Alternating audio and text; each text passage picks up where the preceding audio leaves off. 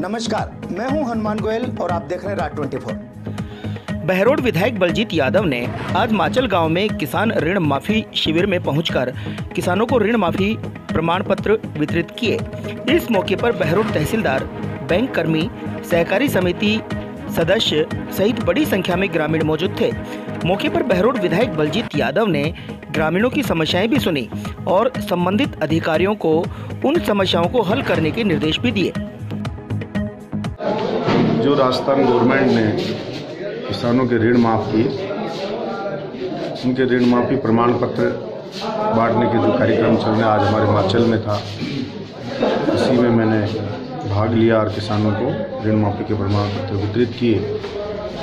और मैं समझता हूँ इससे जो किसान बेचारे कर्जे से परेशान थे, तनाव में थे, उनको काफ़ी राहत मिलेगी और आगे भी सरकार किसान को सशक्त करने की दिशा में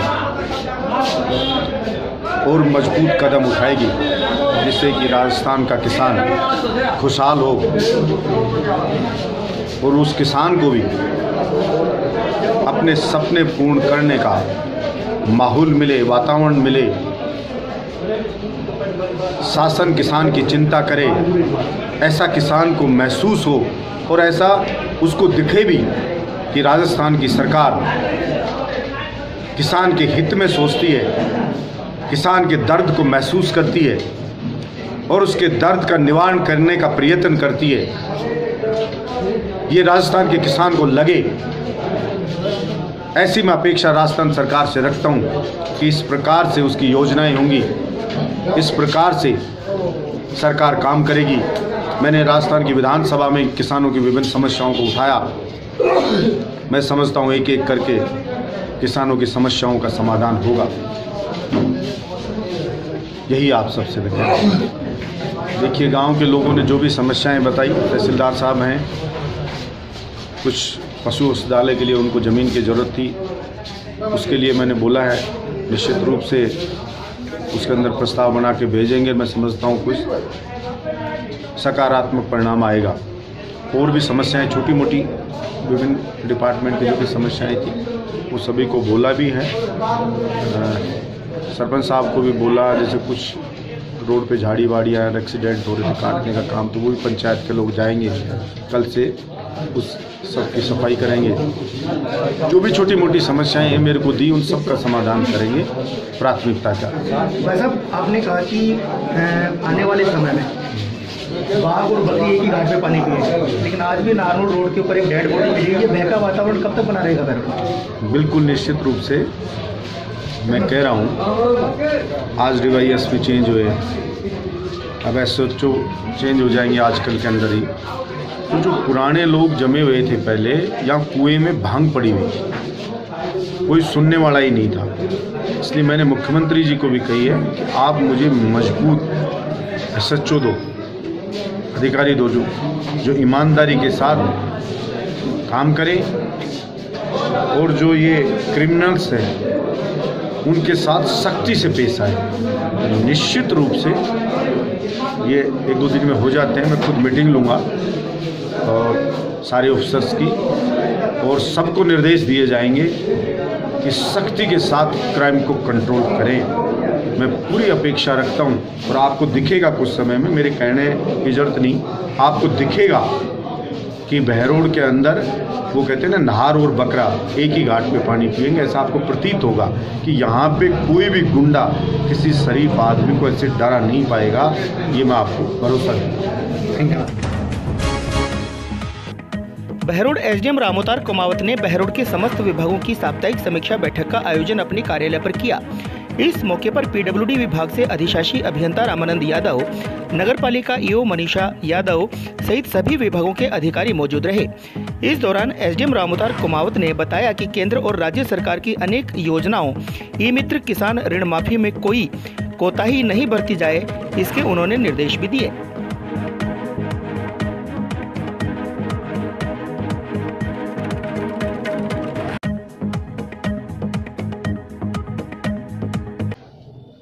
वैसे तो सब डिवीज़न बहरोड के सभी ब्लॉक लेवल ऑफिसर्स की और आवश्यक सेवाओं के अधिकारियों की वनडे मीटिंग करके समस्त चीज़ों का रिव्यू किया जाता है, सारी स्कीम्स का रिव्यू किया जाता है। लेकिन इस बार चूँकि विशेष रूप से प्रधानमंत्री किसान सम्मान निधि योजना और राजस्थान कृषक ऋण माफी योजना 2019 उसके तहत जो कार्रवाई हुई है और जो प्रोग्रेस है उस पर फोकस किया गया है।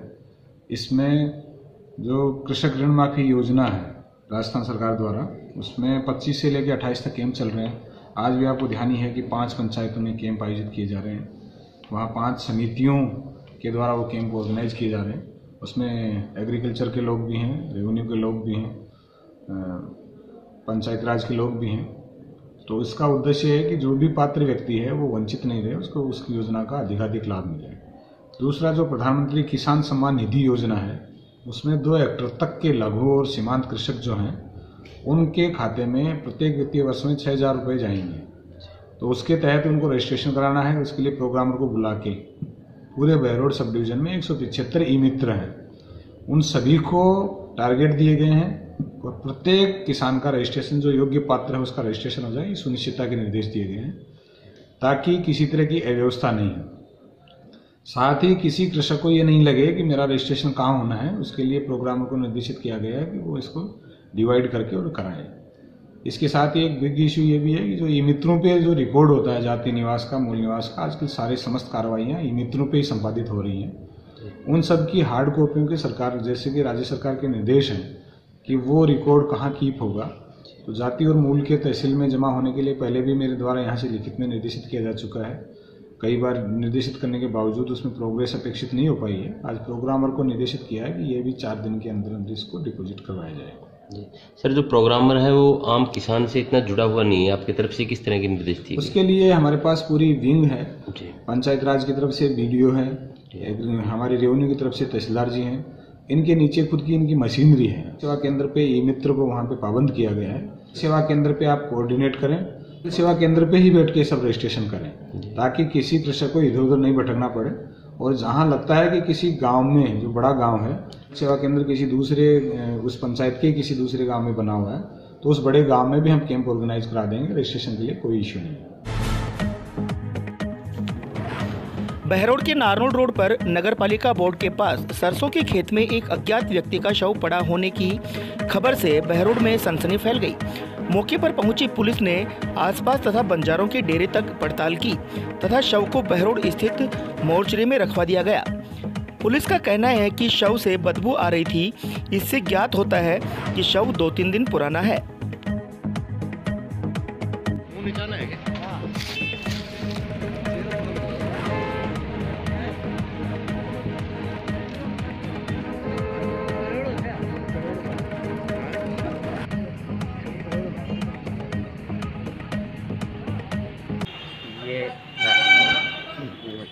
यादव है, यादव के लड़के ने रिपोर्ट दी है कि मेरे खेत में नारनौल रोड पर सरसों के खेत में लाश पड़ी है जी, जिसके ऊपर मौके पर मन व सच्चा साहब दोनों पहुँचे।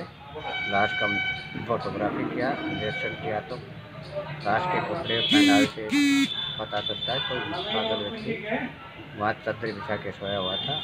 अकस्मात उसकी मौत हुई है, जिसके शरीर पर कोई चोट आदि नहीं थी। लाश को पोस्टमार्टम रूम में रखवा दिया गया है, जिसकी कार्रवाई शनाख्ती के लिए पेपर व अखबार में निकलवाई जाएगी। अभी कार्रवाई शनाख्ती में नहीं हुई है जी, मर्ग दर्ज कर देंगे। शव को देखकर क्या लग रहा है सर, कितना दिन पुराना होगा शव? 2-3 दिन का। आज के बुलेटिन में इतना ही। देखते रहें राज 24। नमस्कार।